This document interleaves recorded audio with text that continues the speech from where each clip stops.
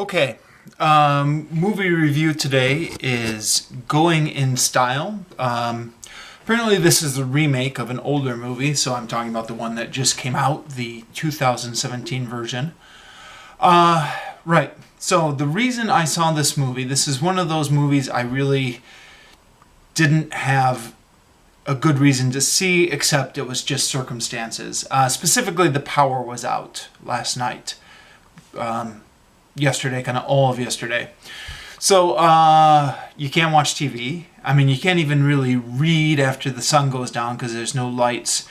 So, we decided to go to the movie theaters, and this was more or less the only thing playing that people hadn't already seen that was at a convenient time.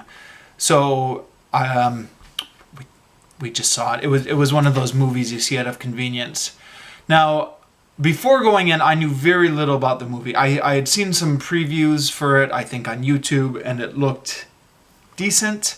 And then, of course, the cast. The selling point of this movie is the cast. It's got Michael Caine, Morgan Freeman, and Alan Arkin.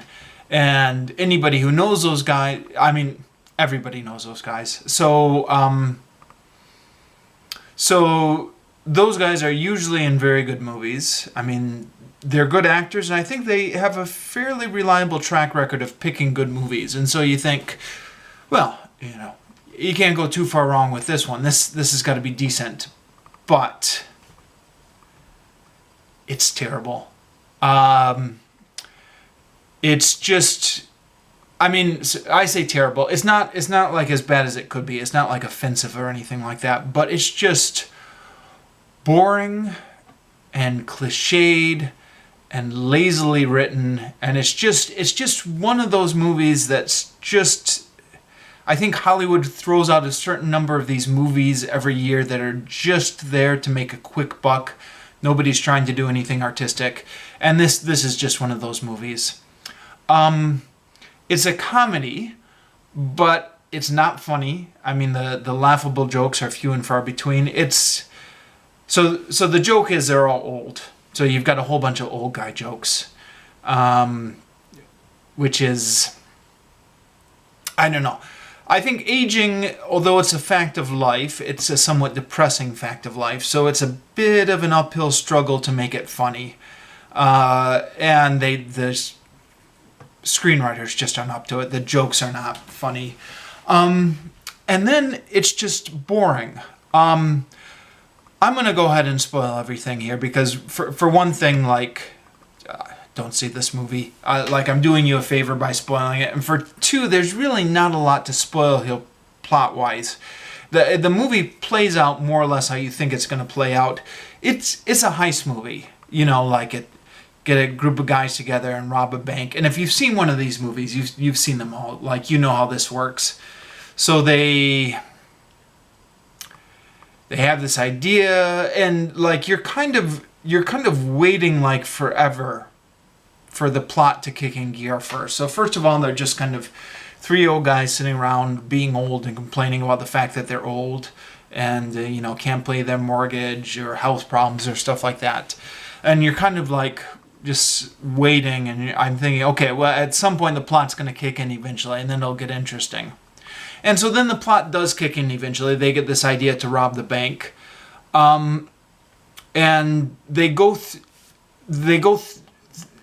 See, the thing with a heist movie, they're so predictable. If you've seen one, you've kind of seen them all. So you need something unique, plot twist to kind of keep this interesting, right? They're going to rob the bank, but then something goes wrong at the last minute.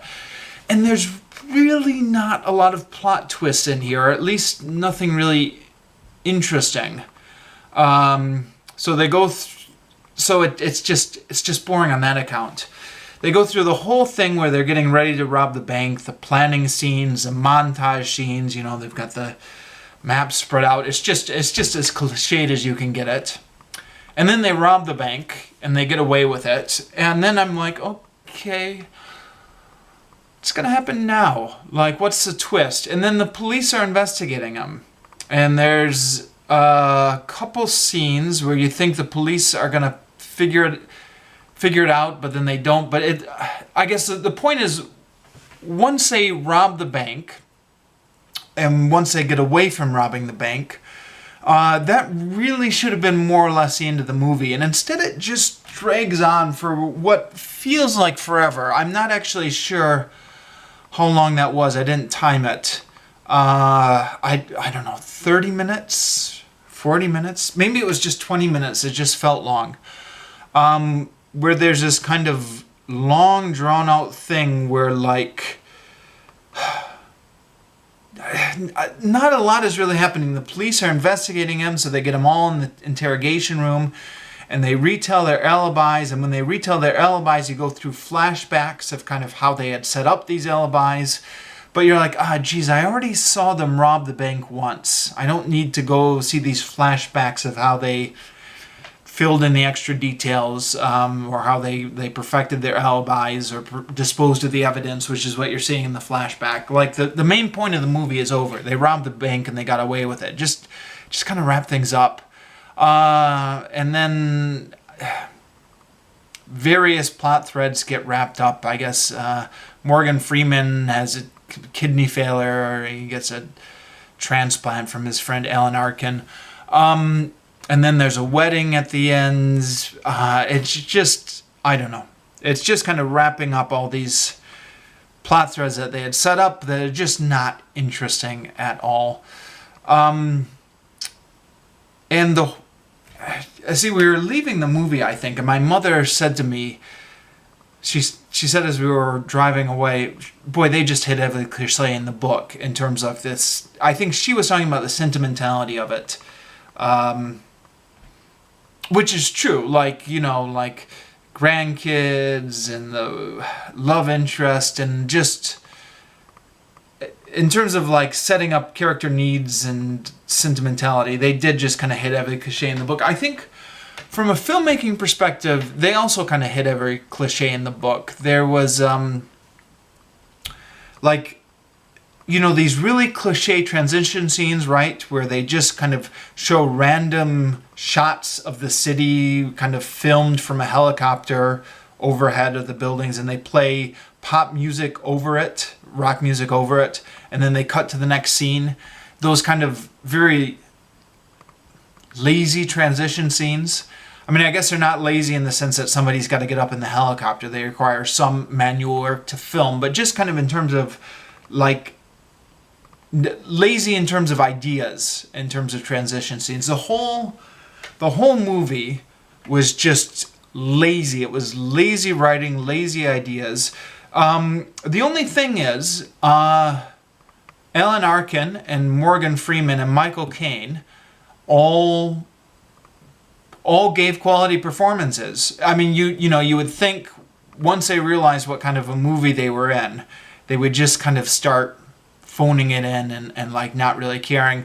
But you know, these guys, I don't think they've ever turned in a subpar performance in any movie. And they were all good. Christopher Lloyd kind of has a minor part, and he's good in it for what he is. Matt Dillon is in the movie, and he's good in it for what he is. Everybody does all right. So the acting is all right. The writing is just awful. I'm